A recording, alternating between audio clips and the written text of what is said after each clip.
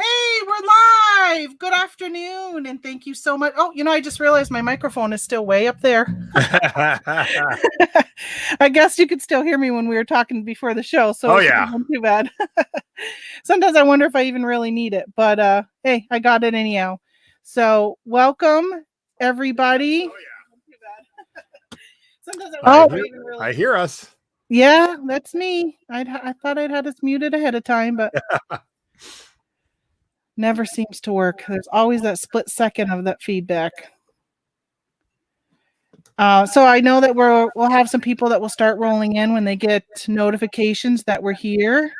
I see we have Nellie who just popped in. Hey, Nellie. Hi, Nellie.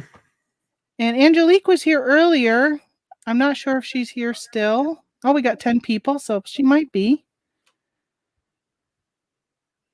Wonderful. Jason had on his the original picture. She wants that thing I found at a store that you use for the graphic. I've had a lot of comments about that. I would like to brought it home, but we were all the way in Atlanta, and it would have been a lot of work to pack that into anything just to make sure it got home in one piece. And I'm like, I looked at it and went, I got enough stuff to take home already. We already had suitcases full of breakable tiki mugs and stuff. I'm like, Yeah, and I'm sure with all of your traveling and thrifting, you come across so many cool items that sometimes you have to pick and choose which items you're going to actually take home with you versus everything, because yeah, that would be tough. Yeah, we've gotten it down to a science though. My wife and I, when we do travel, we fly on Southwest, so each of us get 2 bags. You get that one carry-on bag and the personal, which is like we'll have a backpack. And so we've gotten to the point where we're really good at maximizing the space and all of it.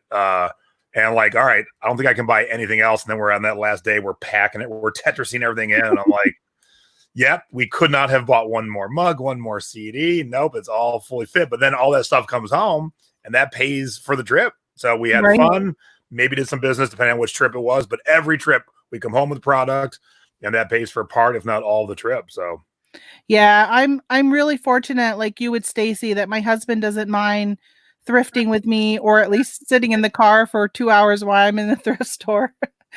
And we have a Jeep, and we've actually been talking about buying a little trailer to pull behind the Jeep to, when we go off roading, we could park the trailer, go off roading, come back, hook the trailer back up, and then source while we're down there and help pay for the trip. Yeah. Yeah, it's Stacy my wife didn't always love to thrift, but she gets it now, and we have a good time. Plus, we've always antiqued and vintage shop together. And if you're not married yet, here's a little tip: if you like going out and junking and thrifting, try and marry someone the opposite height of you. So this way, she does this shelf down, and I do this shelf up, because she's like 5 foot nothing, and I'm 6'5". So. Yeah, I'm 51 now, but when I turned 50 and I was watching your, I think it was one of your webinars on CDs, maybe your first one, and you were talking about getting down low, and I think you even showed a picture of Stacy down low, and even yourself, I think, down low, and I was like, man, I'll go, and it kills me to bend down and get all the way. Because I'm not a small person either, so it's difficult sometimes to find those really treasures down there, but just like at the grocery store, don't look at eye level, because all the goodness is up above or down below. The going down isn't the hard part. It's the getting back up. That's the like, when you go to, like, especially when you go to garage sales, flea markets, estate sales, where are the records at? They're always on the ground because they're heavy. When you got a lot of records in a box, they just keep them on the ground. So I'm constantly like, oh, please be something down in there if I'm going to bend over to look at you, please. Oh, or at least if I can lift the box or whatever it is up and bring it to, waist level, so I can put it on a table or something. I try to do that too. But I would say she's gotten so good at knowing what I flip that I don't really have to instruct her. So like if she sees records down low, or like we found a bunch of puzzles that were on the lower shelves but on top in the back. So I never would have seen them in a million years, but all she had to do was go like this. Oh, look, there's something sideways in there. Nice. Well, I see we have 25 people have rolled in now, and I know it's probably hard for you as a guest on a show and not the person running it and leading things. It's always different when you're the guest. I just want to welcome a few people that have popped in, because I know I got a lot of new names thanks to your post in the thrifting board and the Secret Beach. So thank you to everybody who's new to my channel. I really appreciate you taking the time and stopping in. Um, we have Marissa and Lori, and Dale, Marianne, and Debbie, who I see all the time, of course, on your channel. And let's see who else we have. Stephanie, I got you. Christine and Lisa. And the Thrifting Goomba is my friend Michael, who actually you've met Michael. I don't know if you remember, he was at your class in Atlanta. Yes.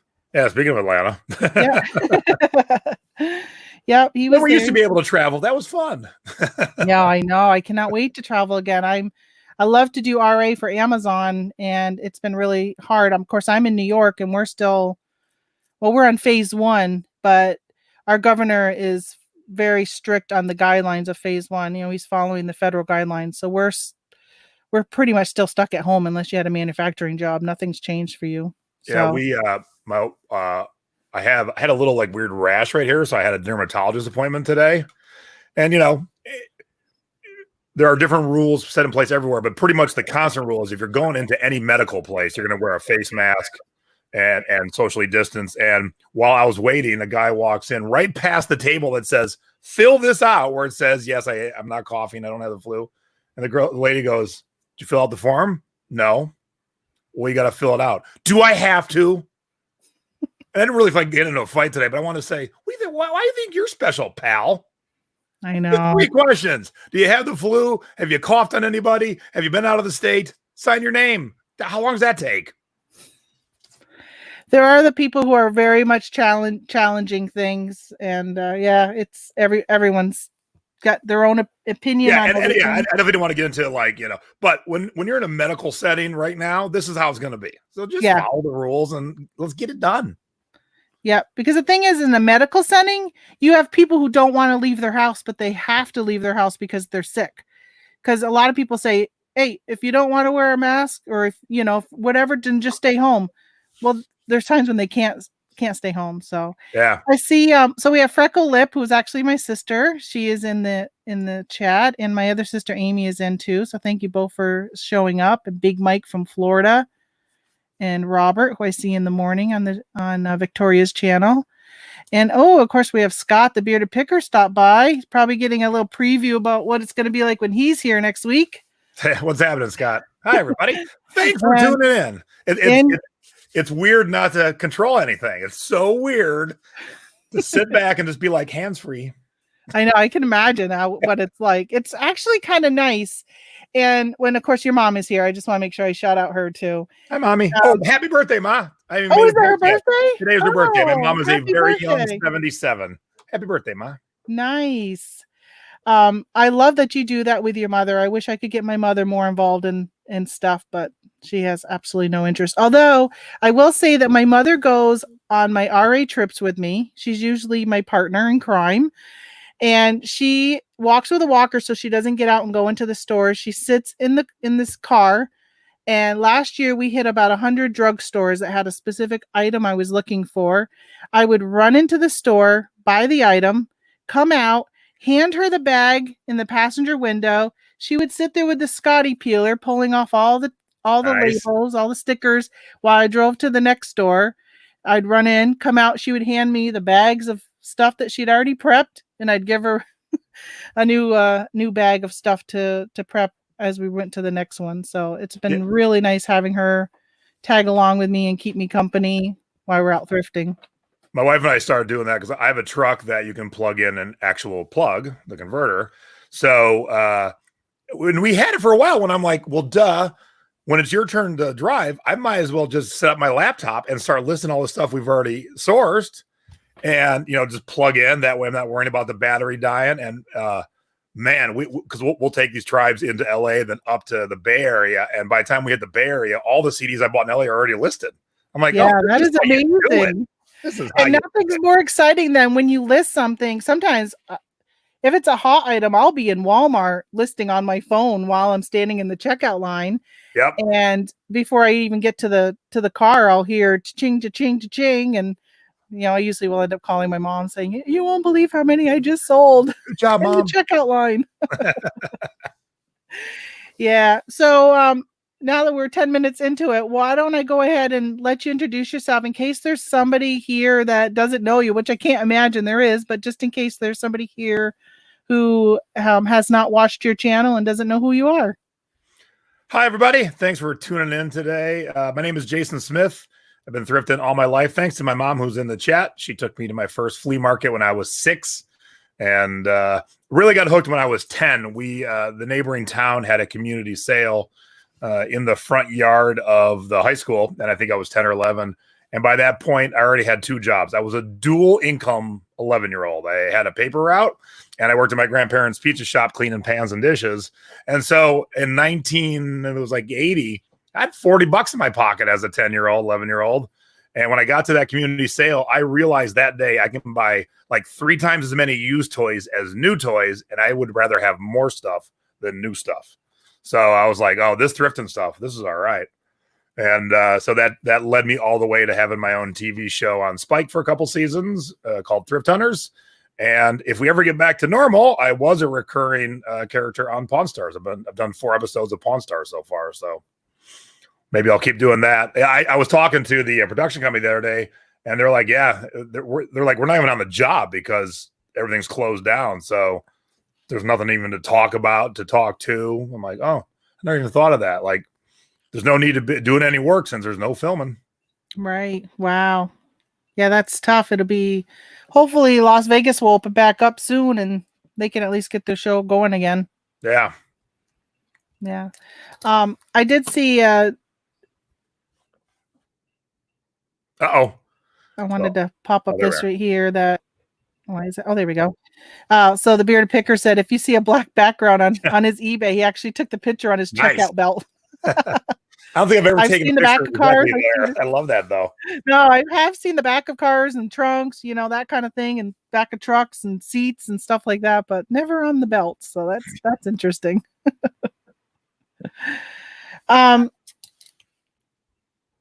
So out of all of the places that you thrift, what would you say is your favorite place? Like store or area? Yeah, like store. Or it doesn't have to be store. I mean, like if a flea market was your answer, you could say just flea markets.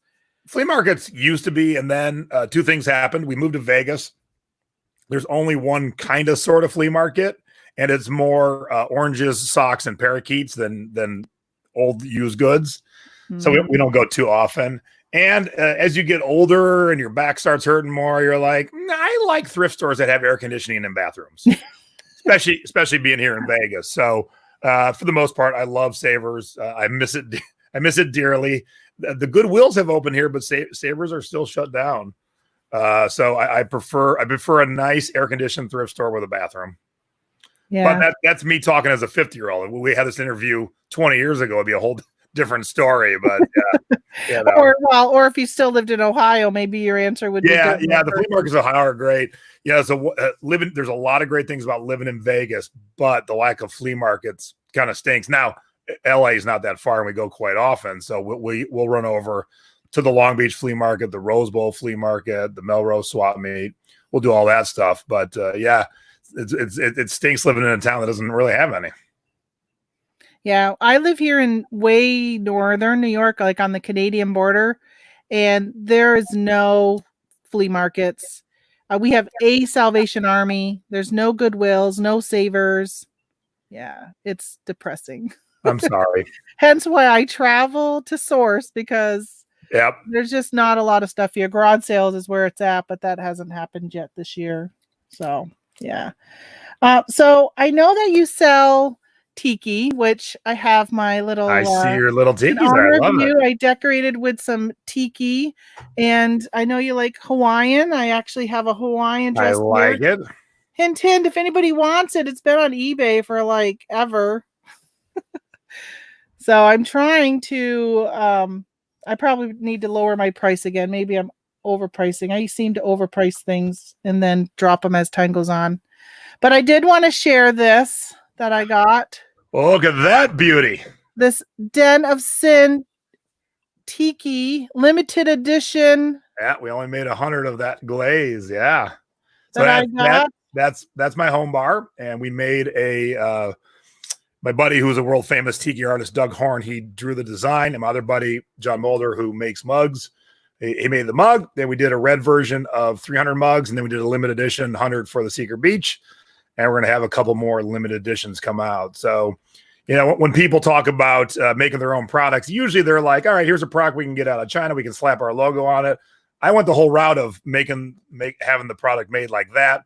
And we're going to have 2 more limited edition glazes come out and a piece of artwork to go with it, one of them. And we've got glassware. So, you know, we've hooked into a thing where we like to collect it, and it turned into, hey, we can sell some products, and we happen to be friends with the right people. So, you know, it's all about connections. So, you know, over a drunken night at a tiki bar, like, hey, could you make our mug? Sure. You know, and that's how we start. That's good. Now, so this is my first official tiki, one and only, I should say. All the other tikis I had were Sarah's, which you call smash and run away. They're cheap, made in China type things. Which actually I just sold. They look like this. I didn't smash them. I sold them on eBay. This is a weird one. Nadine found this for me. I said, oh, I want it. So the mug's called the Leilani. It's a super duper common mug. Even if you find vintage ones, there's probably a million of them in existence. So by themselves, they're not worth much. In groups, they're okay. This was brown, painted it blue. Wow. So now it's not food safe anymore. That's so interesting that they painted it. When she saw that, I go, oh, I want that. Because I have a whole collection of really, really bad mugs. So I like the worst of the worst. So this is one of them. Yeah, that's interesting. I have a question here from Lisa. She wants to know, what area of the country has surprised you the most? You thought it would be amazing and it was crap, or the other way around? All right. So I'm trying to think of what I thought would be amazing. You know, I don't love the thrift stores in LA. I love the record stores in LA, but man, when I go thrifting in LA, I just don't find really good stuff. So that always boggles my mind because LA is so big. I mean, just gigantic. And thrifting is just okay. Like when I go to Savers here in Vegas, I just fill up shopping cart after shopping cart. When I go to LA, yeah, I'll walk out with 5 or 6 items. It's really weird. And what surprised me the most, Portland. I think the first time we went to Portland, well, we went there to film. And of course, when you're filming, you're filming like 16 hours a day. And so you have like maybe 2 hours at night to hang out and, you know, see the city, so to speak, and then get back to sleep, get back to work. So after I got home from that, my wife and I's anniversary was coming up. She goes, we hadn't planned anything yet because we weren't sure what my film schedule was going to be. And we weren't filming the week of our anniversary. She goes, what do you want to do? I go, let's go to Portland. It'll seem fun. She goes, you were just there. I go, I saw it for 2 hours a night, 7 nights in a row. And so we went back, and because I realized how good the vintage thrifting was there. And so we go quite often now because there's such good stuff there that it blew my mind. Seattle, not too far to the north, not as good as Portland. So, wow. Portland has got like eclectic, if I'm saying the word right, you know, just the type of people that live there and stuff is, so I'm sure you can find some really rare, different type of things rather than the stuff you find everywhere else. So my sister had a comment that she says that she wishes, man, wish I knew you before we sent the contents of a whole house to the Goodwill in Vegas. So she had a long distance relative pass away, and she lives in Vermont, and they found out that he had passed. They were the next of kin. So they flew out and had to clear out the house like within a week. Oh, wow. And I talk about FOMO, the fear of missing out. Like it drove me crazy thinking that she was just taking all that stuff and sending it off. I know he had I think he had train items. I think he had like I was going to say, if she tells me that she donated a whole tiki bar to Goodwill, I'm just going to pass out right now. I don't know. I don't know if he had tiki, but I do know that he had a whole train thing. He was a single older man. His wife had passed a few years ago, so there was a ton of stuff that they just got rid of. Yeah, it was tough to not be like, show me everything. I want to see if there's anything left that's worth sending back to me. So she also wants to know, what's the coolest find you found? What's the coolest? I found a couple. When I live in Vegas, obviously, and I've been to 4 liquidation sales of casinos now. And they are one of the most amazing liquidation sales you ever go to, especially older casinos, because like when the Sahara got built, it was this, and then they added this tower, and then that tower, and then this, and then they put a roller coaster over here. So the properties become big and mazes and stuff, and you find so much cool stuff buried in the back. So what they do is they allow you to go certain places, and then as those places sell out of stuff, then they open other places. Well, I tend to not pay attention and go where I want to go.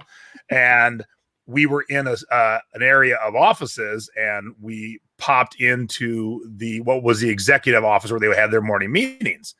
And I sit my butt in a chair, and I'm looking at the phone system. It's one of those where they have the satellites down the long table so they all can talk on speakerphone. And I was telling my buddy, I go, my neighbor, I'm like, oh, that's like a $300 phone system. Let's unhook that. I'm going to go look at the other offices. So as I leave, I never even thought to look at the chair I was sitting in. So surrounding this table were 14 1979 Herman Miller office chairs that used to be owned by Vidal Sassoon because he had his barcode on all of them. Mm-hmm. And they weren't priced because technically I wasn't supposed to be in that room yet. So of the 14 for being from 1979, 13 were in amazing shape, and one was beat to death. Like, you don't even understand, how did this one get so beat? The other 13 are great. So what I did was, being the smart reseller that I am, I took a picture of the crappy one, and I walked all the way back to the front counter, and they said, if you find something without a price, come up to the counter. So I said, hey, what about these chairs? There's 14. And he looked at the condition of it, and he went, $50 each? And I'm like, yes, please. And I still have some. I sell them on average for about $1,100 each. Oh my goodness! Yeah. Wow, I remember that. I remember you sharing that. And here's the crazy thing. So the rest of them have been buried in my garage, and I moved into a new office. And so I'm like, all right, now's the time to sell the rest. And the week, I'm like, all right, let's get this up and let's see if we can, because we were going to go to LA, drop some off. That's when the world shut down. I finally get my act together to finish selling them. And that's when we're like, we should all stay home. Like, dang it, man! But there are still people that will do pickups and stuff. Oh yeah. I'm gonna get them up now that restrictions are easing a bit too. I've done pickups. I've done delivery. I've had roadie pick up one. So yeah, I want to get the rest of them sold. And living near LA, they're always good things to flip. Plus, they're old school. They're dangerous. Only 4 wheels. Nowadays, you got to have 5 wheels on your chair so you don't fall over. So you're living on the edge if you own one of them. Oh yeah, you got to sell the danger part. You might fall over in this office chair. Right. Wow. Maybe that's what happened. They always put the same person in that one chair that kept flipping over, and that's why that one was all dinged up. Think about it, though, an executive meeting and say like 2015, they're sitting in chairs from 1979 every morning. That's just, it's still mind-boggling to me that they were still there. I mean, just like, what? Yeah. But I'd like to know is, how can you sneak into areas that weren't opened yet, being the size that you are? Well, think about it. Not have everybody see you going into them. There's so much square footage. They only have so many people working. So if you just happen to disappear down a hallway that wasn't technically open yet. And like I said, as they built, they added the maze that's underneath everything. Like I ended up in the blueprint room in the Riviera, and I couldn't find it again the next time I came. Like I went to the sale many, many times. And I'm like, I get back to that blueprint room. I'm going to buy some blueprints. And I could not find the blueprint room anymore. So that's how crazy convoluted these buildings get. Now, if they were to build it fresh from scratch, it would all make sense. It would all have a flow. But when you add over 30, 40, 50 years, it gets a little crazy, a little nutty. Is there, living in Vegas, is there a lot of collectors that collect like gambling or casino items that are old, especially from old casinos that have been torn down? And oh yeah, tons of collectors, tons of stores that specialize in it. One of the geniuses of Vegas commerce is a company that sells collectibles like chips and stuff. But what they do, because they know the tourists are going to stop in there, they always have a stack of dollar chips from every casino currently. So any you could walk in any casino, give $1, get $1 chip. Well, they have all the dollar chips and they sell them for $3. And I stand there and watch tourists pay $3 for $1 chip. And I'm like, genius. Yeah. How do I get in on this? This is like such easy money. Wow. Easy money, but I can And my imagine friend the was like, rent well, that they probably pay. if they want one from each place, it saves them walking in. And so it Right. makes sense.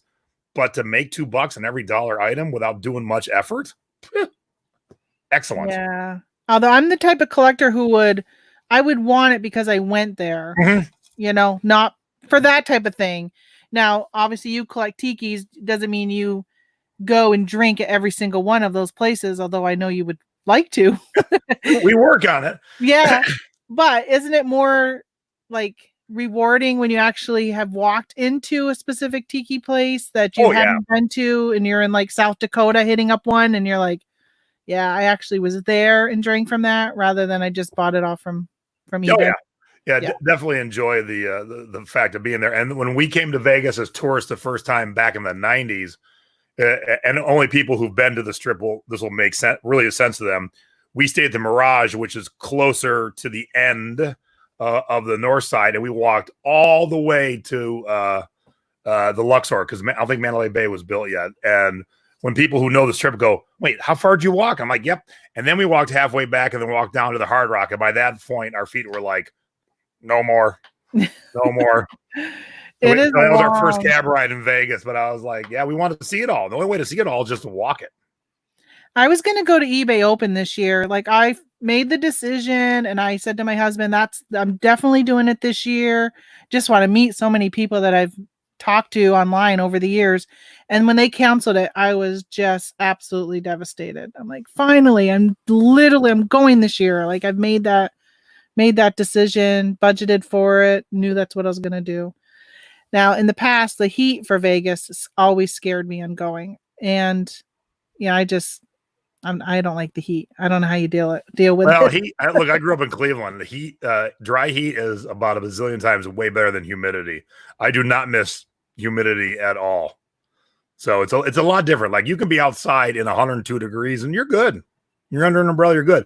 You're outside in 90 degrees in Cleveland, you're just like a sweating mess. Yeah, that's like here. I think Cleveland's probably very similar to what we have here because we usually get that weather like a day later, Plus, whatever. my mom just had snow on her deck last week. You Yeah. never have to shovel sunshine and hotness, but you got to shovel snow all the time. So, yeah, I don't miss crappy weather. I mean, it snowed last week in May at my folks' house. I mean, they don't live in the Arctic Circle, they live in Ohio.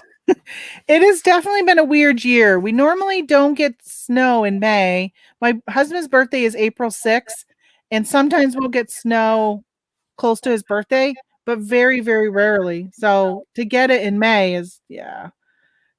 Yeah, I don't miss crappy weather. I don't miss it Yeah, one bit. it's been tough. I like the nice weather. I'll take Southern California weather without the traffic any day. And today it's really oddly nice. It's only like 70 degrees today. Wow. That's like what it is here, I think. 72 and nice and sunny today. So I did want to say that Paul said he bought a slot machine in Vegas. To flip, Paul, or to put like in your house for fun? I would like one for fun because I do like my slot machines. We saw we're particular to video poker, and one of our neighbors put one out on the curb, and I stopped the truck, and my wife's like, I'm like, I just want to see how heavy it is, and of course, because it holds money, it can't be lighter. I want to go out, and I'm like, oh my god, that's super heavy. She goes, duh. It's probably yeah, I can imagine. I'm like, she goes, if you pick it up, we're not gonna fix it. It's gonna sit collecting dust. I'm like, yeah, okay, you're right. You're right.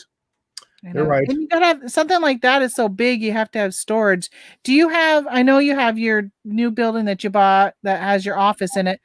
Do you have a storage unit also that you store larger items in, or we did, but now that we have this extra house, the garage is where all the stuff from the storage unit came over. So I moved so the garage is all sets of shelving, and it's got product on it. It's got shipping supplies in it. So yeah, so it's basically a storage unit. The garage is a storage unit. Yeah, well, I'm always jealous of you though, in the fact that the majority of the stuff you sell are smaller items, right? I mean, like CDs, cassettes, Yep. Even vinyls. I mean, to store them, it's a lot easier versus Oh yeah, I mean, here, look, 13 chairs. There's hundreds of pieces of product for sale all in a very small space, and there's 1,000 pieces for products for sale in a very small space. I So don't yeah, know you're why. right. It's not my mom's TV VCR combos and water skis. Although good money, that's a lot of work shipping those suckers. I know I sold some golf clubs a couple weeks ago for 170 bucks. I paid 60 for them at a garage sale.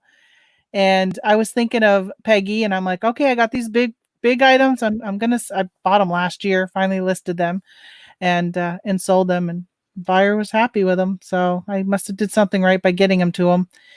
But one thing I do have, and I know that you do your inventory system different than how I do mine, because I do mine by tote A, tote B, Hmm. all the way. I think I'm up to like G7 now. I have a lot of totes, and because I sell just like a plus, I mean, like my variety is like whatever. If it makes money, I buy it and flip it. I don't care size, whatever.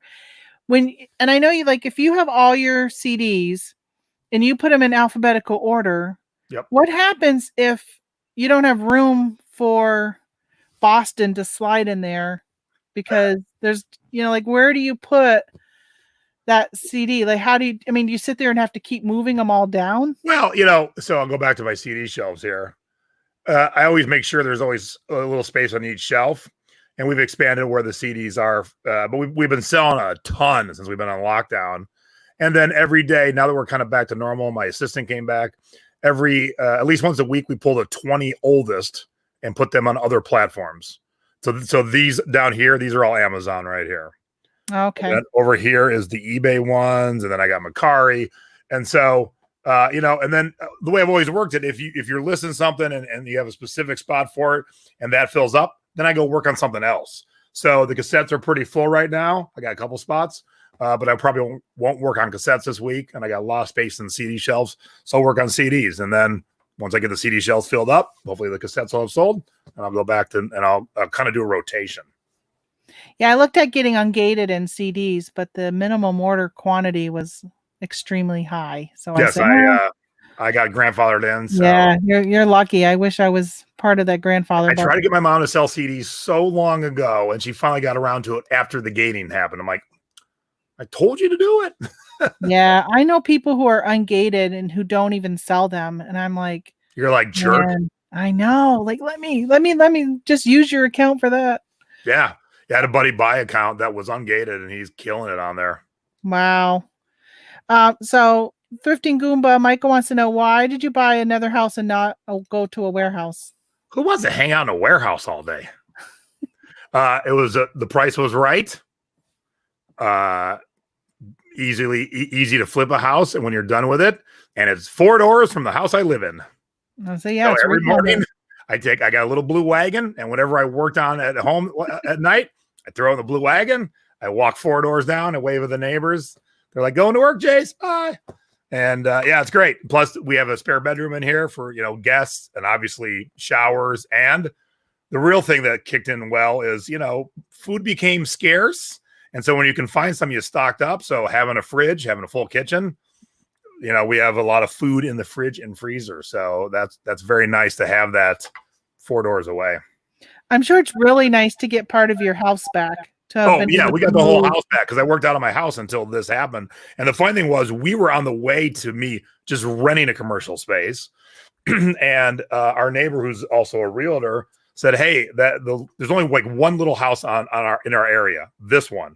And she said, "Hey, the lady is about to pass, older lady, and her adult kids are selling it." And I'm like, "Okay." So we were in Chicago and cutting the deals from the back of Ubers. We're like, "All right, entering our amount and stuff like that," and got the deal done and moved in and was able to put in the most badass shipping table, the kind I've always wanted my entire life, but never had room for it. And it's great. It's great to use as work. And like I said, we went to an all-night festival 3 days in a row, and we had a dog sitter at the house, so we could just come home and sleep here because we didn't want to wake up the dog and the dog sitter at 6 a.m. 3 mornings in a row. So we decided we'll just stay at the other place.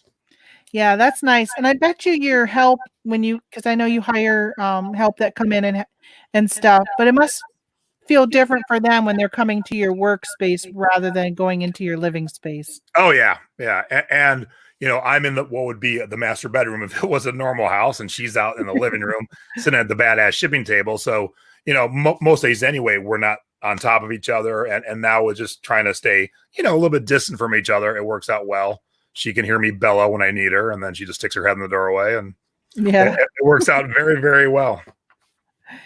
So I want to just point out that your mother sold a bike and had to package that. I can't even imagine. I'm sure she'll be sharing all about that on your show on Sunday. Oh, yeah. Do you want to tell us a little bit about your YouTube your channel and the shows that you do for people who haven't been watching? Yeah, my channel is just my name. Even though I go by Jason Thrifts, when I first started my YouTube channel, I just went by my name. I didn't come up with anything catchy at that time. But I host 2 weekly shows. Thursday nights, I have a show called Thrifty Business, where usually it's me and a co-host, and we go through segments like scores of the week, duds of the week, shipping tip of the week, sourcing tip of the week, a few other things. Then we'll have a guest talking about whatever. And then we do once a month, we do panel shows. So the panel show is this Thursday night. We're doing Star Wars geeks, said lovingly because I am one. And we're going to be talking about the two facets of being like a collector. So of course, we're always talking about selling, and that's what we teach: how to sell this and that. But if you're not a collector, and it's always amazing to me, people who don't collect anything, you've got to understand how collectors operate so you can then sell better. So we're going to talk to the panel as both eBay sellers and collectors, because nerds will have to have every variant of every color. And I'm talking both Star Wars stuff and tiki mugs. I have like 9 of the same mug, but they're all different colors. Got to have them all.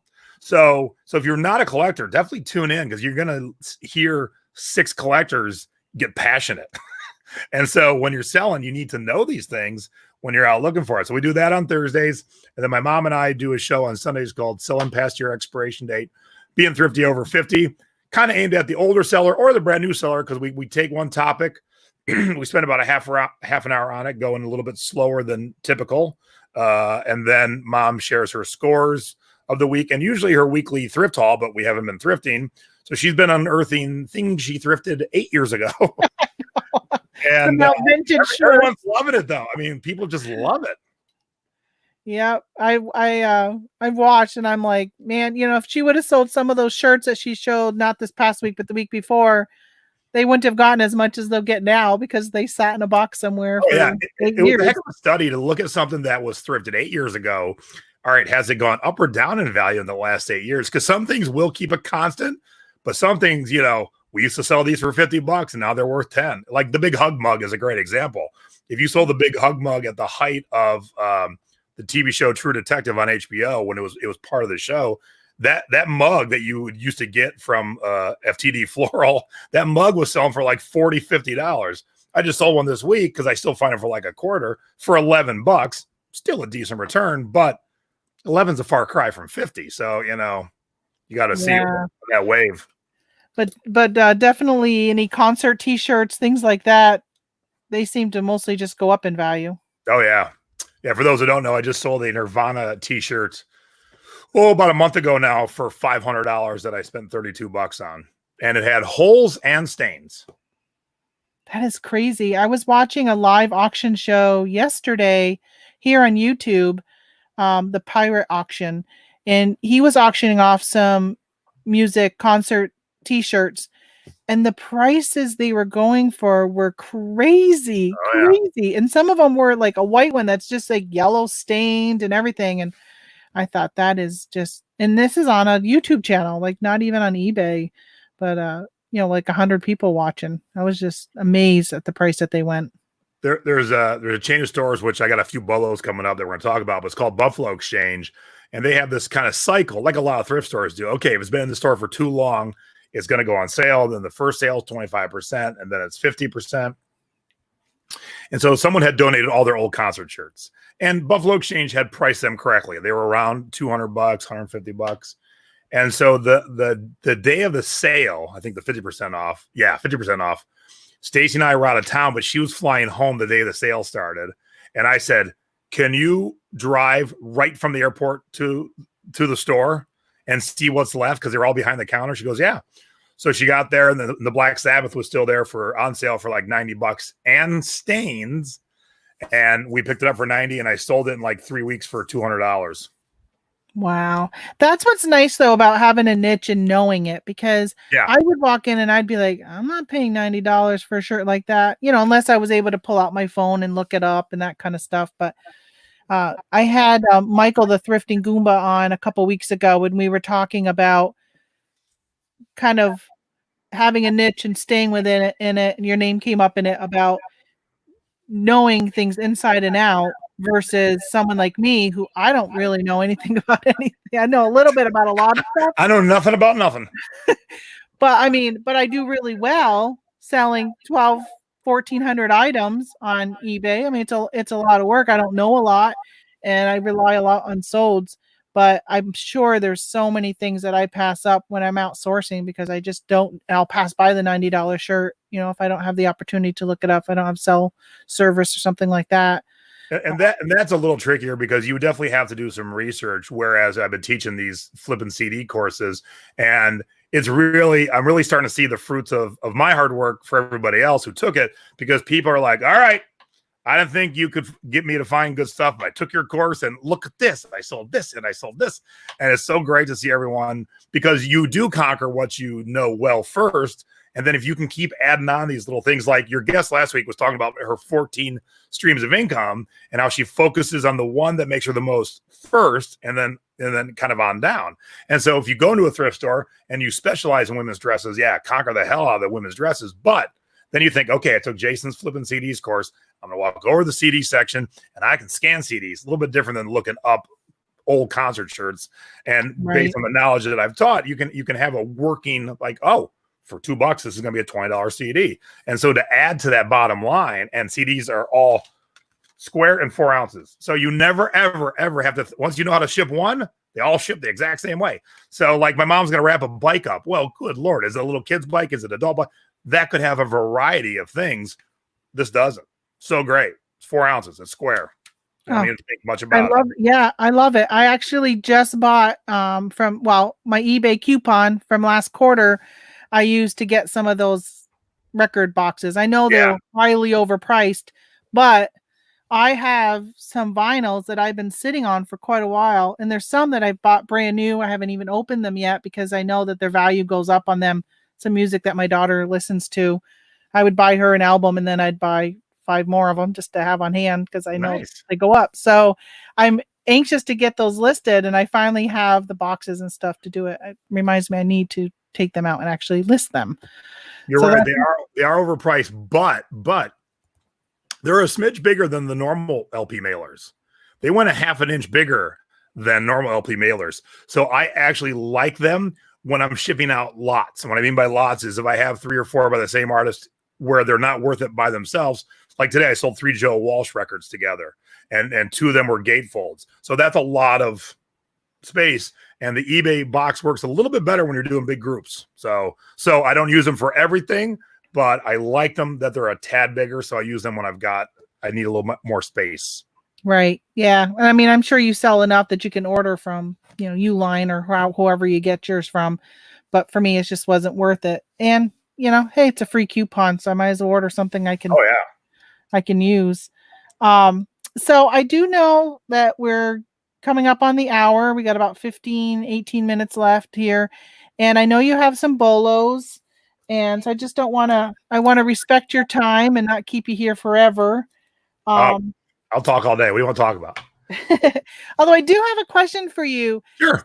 So 2 things I want to say. One is I love your group, the Thrifting Board, because you have such strict guidelines on how people post, and I really appreciate that. And when I first started 3 years ago, maybe I think it's 3 years, maybe 4 years now, I was just like, I was afraid. I mean, I've always been selling since 1998 on eBay, part-time here and there. I come and go.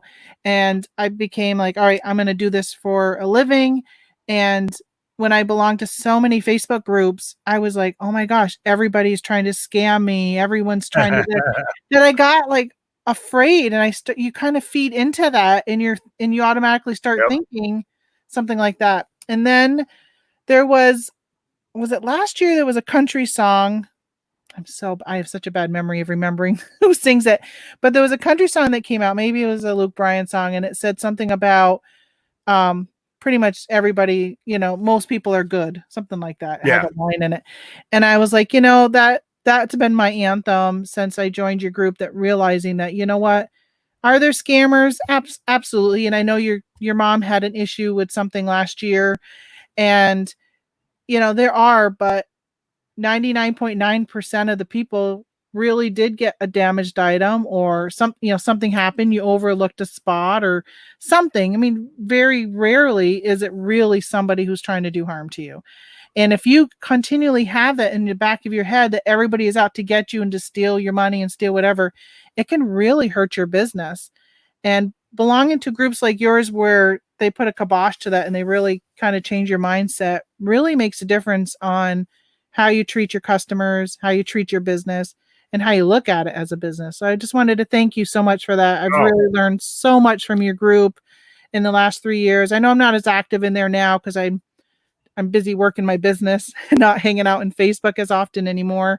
I try to jump in every now and then just to kind of see what the hot topics are and what people are sharing for good news and stuff like that. But I really appreciate just how, and I know you get a lot of flack. I see flack, but I know for me, it's really made a big difference in how I run my business. So oh, thanks. and thank you for noticing, and you're very welcome. Yeah, we when I started my first group, and this is my second group, we always had that thought of, okay, so work for yourself. We'll help anybody that's stuck, but we're not going to help lazy people. So don't just put up a picture and go, "What's this worth?" I see a brand, I see a model number, go look it up. It's super easy.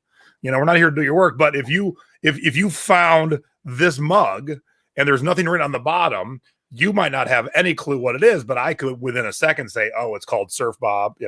Um, and yeah, so when people just jump to, oh, you're having a problem with the return, got to be a scammer.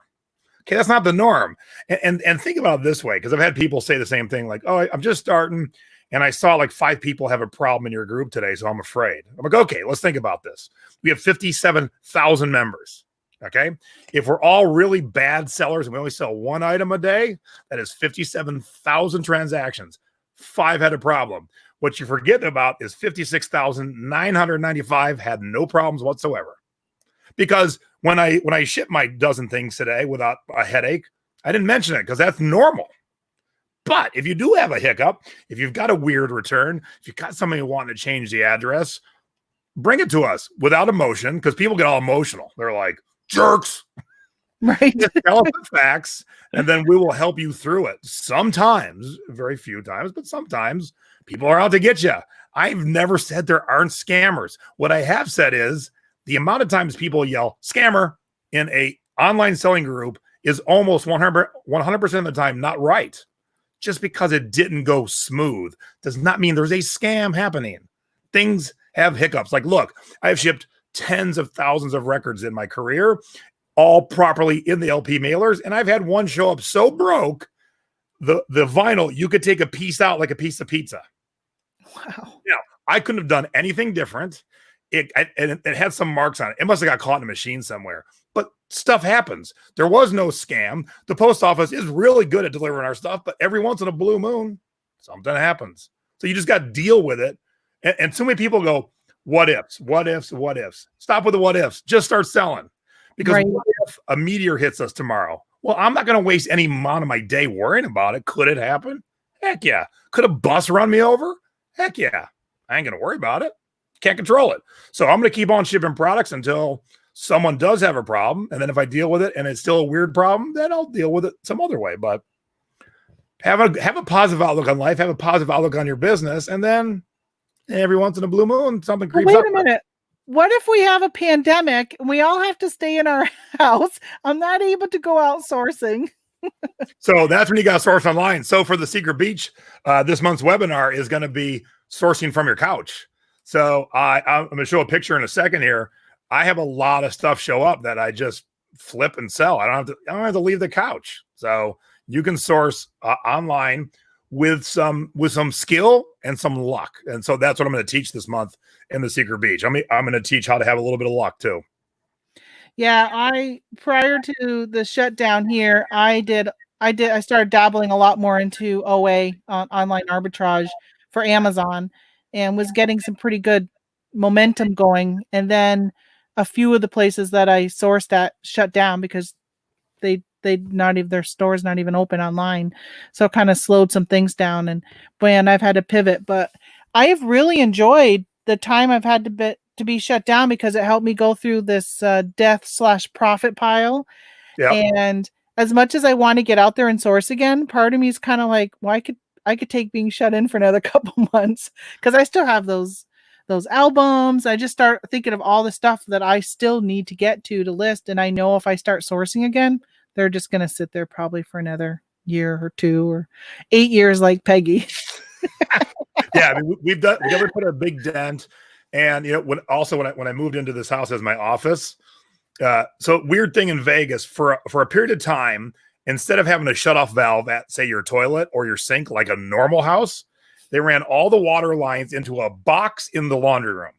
And so when we first moved into the house we lived in, we had a toilet overflowing. So like a normal human being, I reached down underneath to turn the valve off, and I went, there ain't no valve.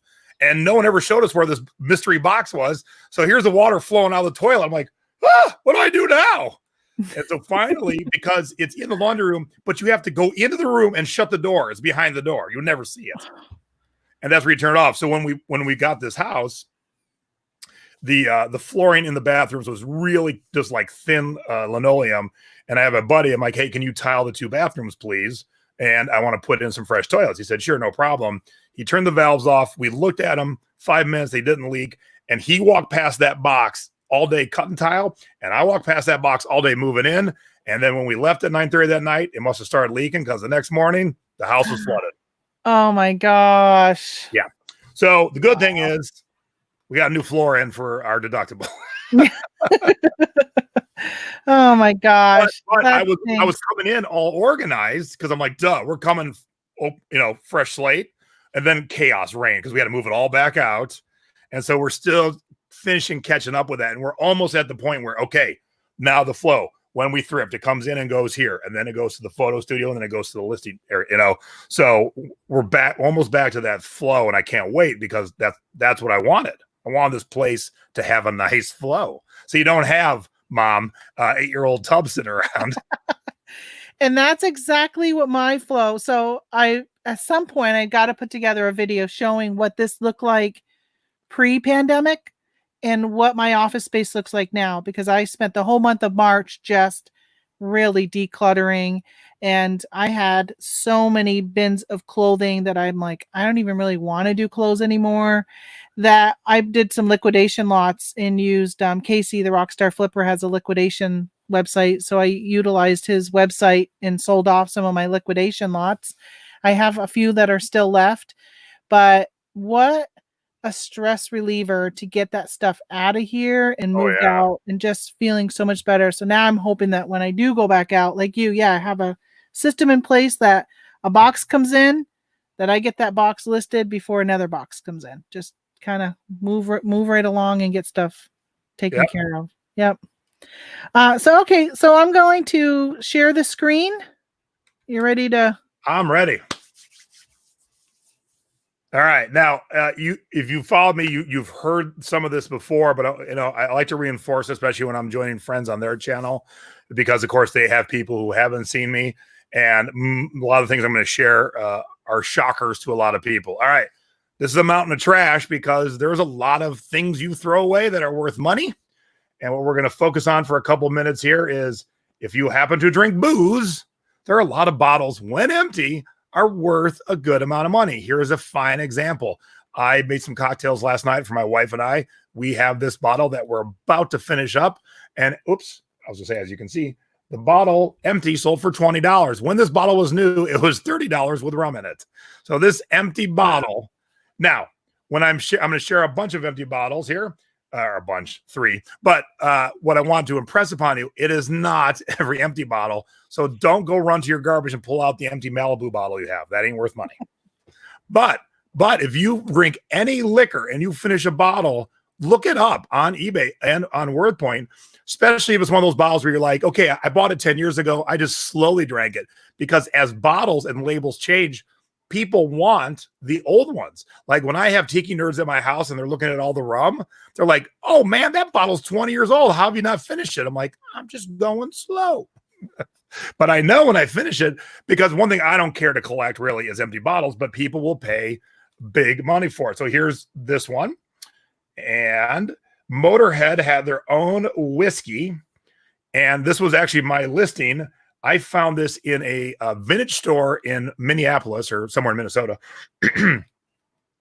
Empty whiskey bottle, $8. Now, most people would be like, what kind of BS store is selling trash? And it had the box with it, obviously. I sold the empty bottle with the box for $70. So trash can sell if you've got the right stuff. Here's another example. This is a rum. It's called Deadhead Rum. They have two versions. This is the dark chocolate rum. It is a shrunken monkey head.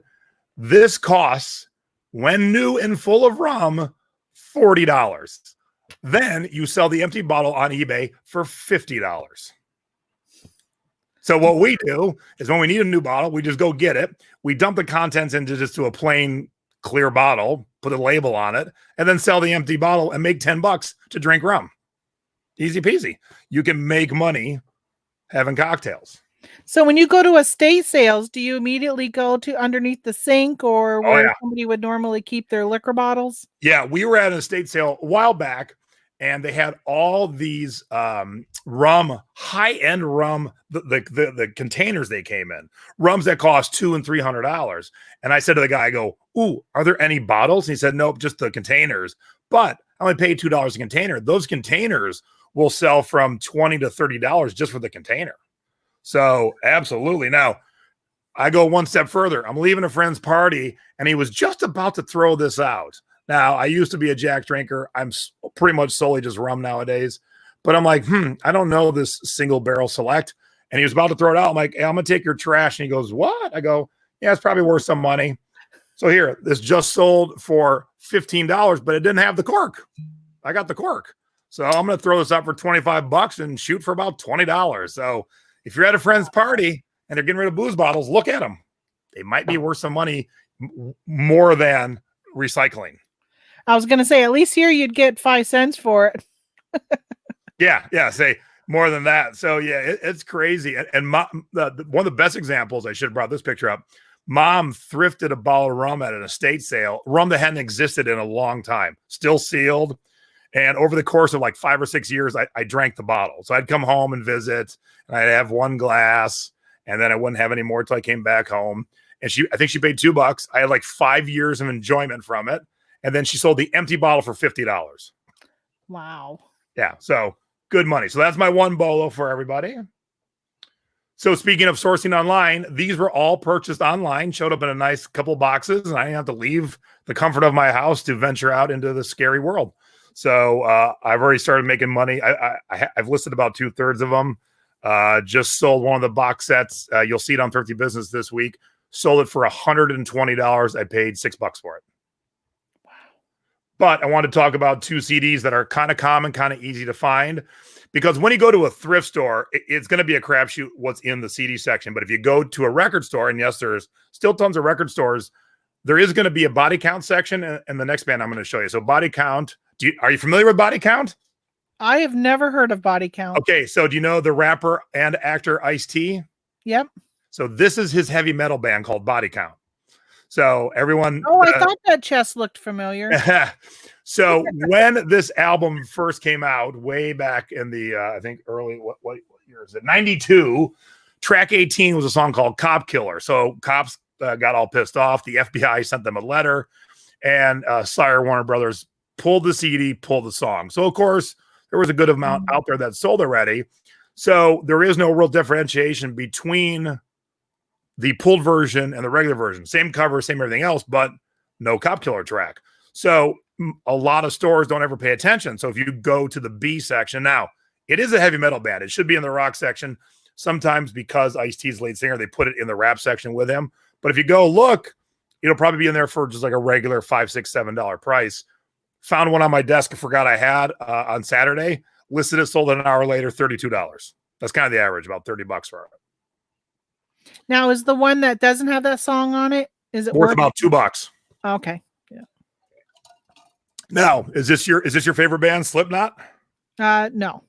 This is some nice church going music. That's Sunday gospels, Sunday hymns.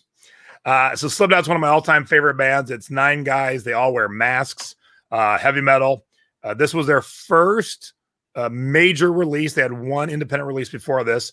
But when this album came out, they wrote 2 songs based on a short story they read online, and they were given the okay to write songs on it from their management. Their management said, yeah, we've got permission to write songs about this. The album comes out, and the author goes, hey, what the hell? I didn't give you permission. So they had to pull it. No one ever pays attention to this when a record store is pricing it. So it's always going to be the same used price. So all you got to do is flip it over. And the 2 songs are Spit It Out and Frail Limb Nursery. And if you can't remember those 2 things, just remember, if it has 15 tracks, like I circled, that's the rare version. When they re-released it, they added 1 song, but they only added 1, and they had to remove 2. So the re-release had 14 songs on it. I only paid $4 for this. I'm going to sell it for about $35. So super easy. Go into a record store, go to S, Slipknot, pick this one up. If it's got 15 tracks, you found $35. Nice. And then last, I want to share something about t-shirts that I haven't really talked about much, but I want to let everybody know. Oops, I meant to share this graphic first. If you have a Buffalo Exchange near you, this is where you're going to find a lot of these shirts.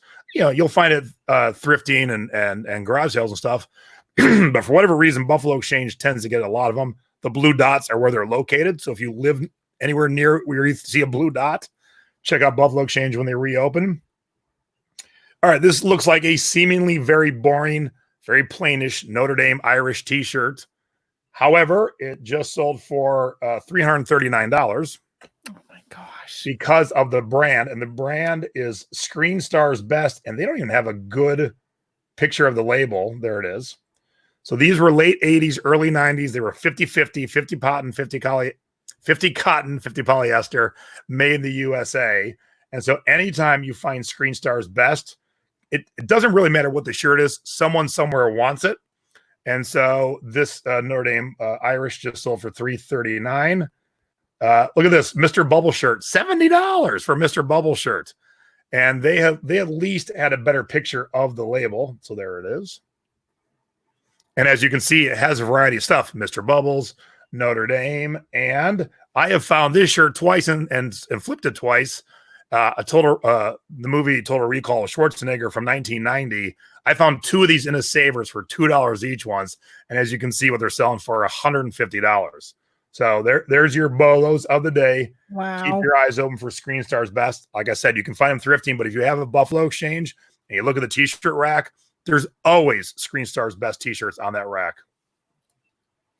Yeah, I noticed. I looked up Buffalo Exchange, I think a few months ago, and the closest is Pennsylvania for me, Philadelphia area. Yeah, we've sourced so well from Buffalo Exchange. That's where the $500 Nirvana t-shirt came from, that we'll travel and base some of our travel around where the Buffalo Exchanges are, because Stacy and I have gotten so good at pulling so much money out of them that we're like, okay, let's go away for the weekend. Where's a Buffalo Exchange we haven't been to yet or in a while? And then we'll head that way, because we both enjoyed that store probably the most of all the stores we source at together. We enjoy that store the most because what it is they've curated. It's like a record store. People trade in their clothes. So they curate only the coolest stuff, or what they think is the coolest stuff. They just don't price it right when you have a deeper knowledge. Yeah, that's awesome.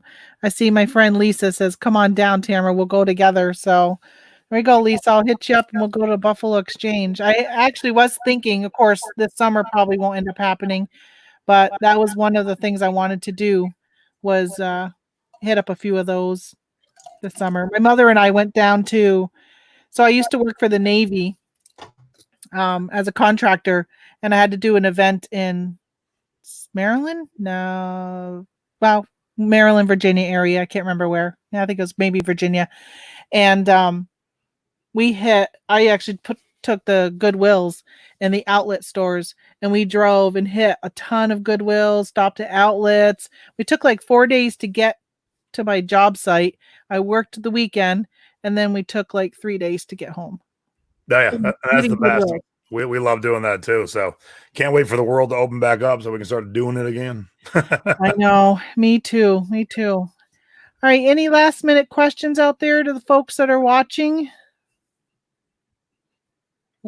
Andrew said, "Is that Malibu rum bottle worth anything full?" Nope.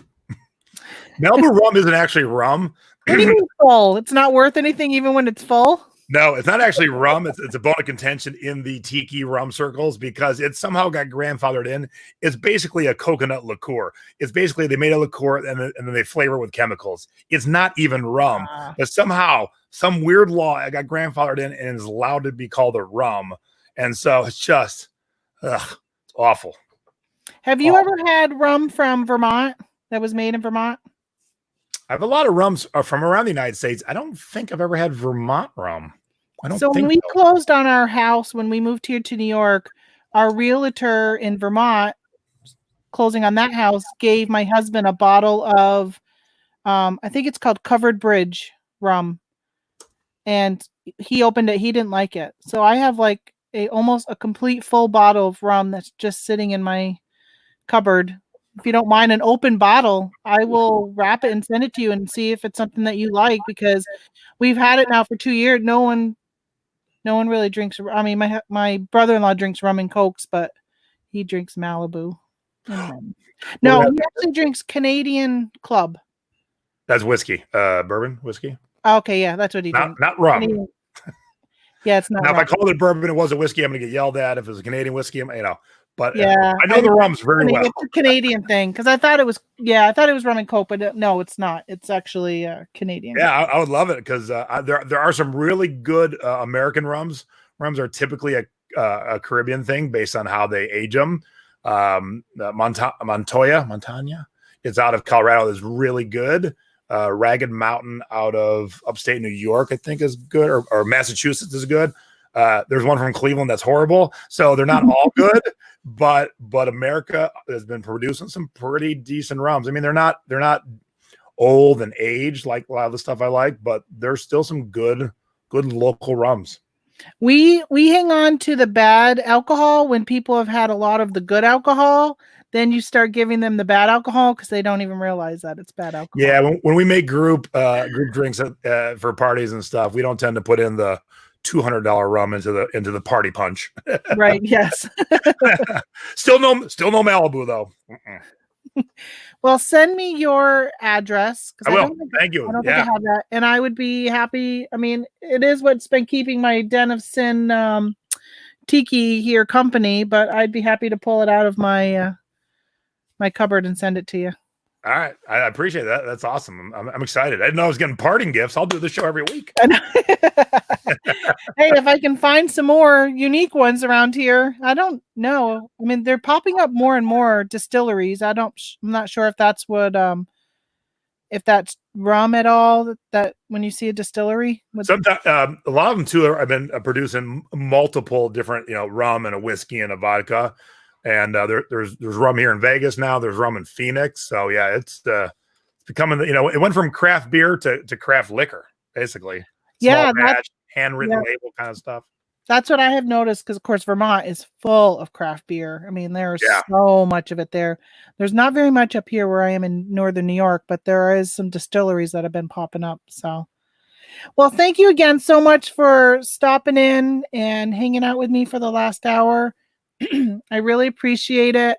I do have links to the thrifting board down below in the description for anybody who's not a member and wants to check it out. He didn't really talk much about a secret beach. He does have that. Are you going to be opening that up to new members? Yeah, so we're the Secret Beach is an extension of the thrifting board where we dive deeper into subjects. So if you want to take your online business and your thrifting business to the next level, each month I do a full web class. I have a guest expert do a full web class, and we have cocktail parties and cruises when we could cruise and all kinds of fun stuff along with the learning. And so we open it up from time to time, and yeah, we're going to be opening it up soon. Going to have a new, probably do a new web class in the next month or so. Probably like a freebie with come on and join us in the Secret Beach kind of thing. So I'm always trying to think of something new to teach people. I've been thrifting my whole life, been selling online for over 20 years now. And my head's full of knowledge. I was dropping some knowledge earlier before we went live. And that kind of stuff sometimes turns into a lot of money. So I like to make sure I don't mind sharing all my secrets. I know some people are like, nah, man, that's my competition. I don't care. I can't even keep up with the stuff I have, so I don't mind sharing with everybody because I want everyone to go find that Body Count CD and that Slipknot CD and pick up the empty bottle of booze at your friend's party and turn that into money. That's what it's all about. Yep, absolutely. So thank you again. Thank you everybody for stopping in and joining us and asking the questions and the chat going along. And if you have any other questions, feel free to again join the thrifting board and ask Jason. I'm sure he'd be happy to answer anything that you have over in his group. Always. All right, thanks. Oh, and before you leave, hit that thumbs up. I could use the thumbs up. And if you haven't subscribed, feel free to subscribe to my channel. I do these every Tuesday at 3:00. Next week, we'll have the Bearded Picker on. And at 6:00 tonight, I'm releasing an unboxing video. I just started ordering liquidation lots from a company called 888 Lots. I did a huge t-shirt unboxing last week. And today I have some like game accessories and stuff I ordered from them on Sunday, and they arrived this morning. So I did an unboxing of that. So feel free to take a look at that, see what I paid for it, see what I looked it up on eBay to see what the sold prices are and what kind of money I can make from a liquidation lot. So thanks again for stopping by. See you later. Bye, everybody.